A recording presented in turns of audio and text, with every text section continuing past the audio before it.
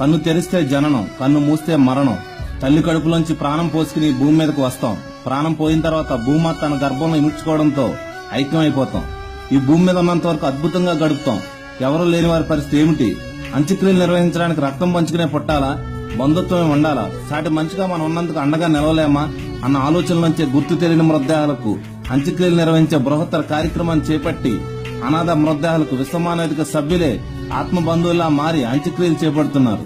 ఈ ఒక్కరూ అనాథగా చనిపోకూడదన్న విశ్వమానవేదిక సంకల్పానికి మద్దతు పలకండి. ఒక్కడై రావడం, ఒక్కడై పోవడం, నడుమై నాటకం విజిలీలా, వెంటై బంధము రక్త సంబంధము, తోడుగా రాదుగా తుది వేళ. మరణమనేది ఖాయమని, మిగిలెను కీర్తి ఖాయమని, నీ బరువు నీ పరువు మోసేది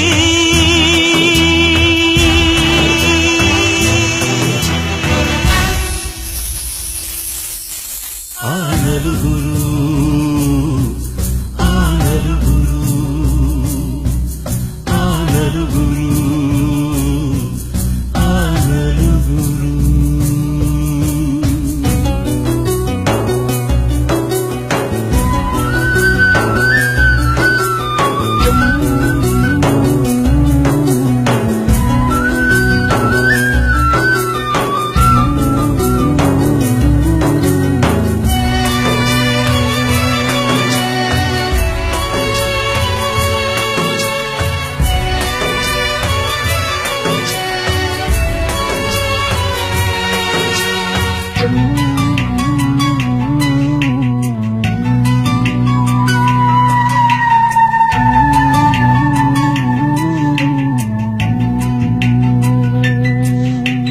రాజని పేదని, మంచని చెడ్డని, భేదని ఎరుగదీయమ పాశం,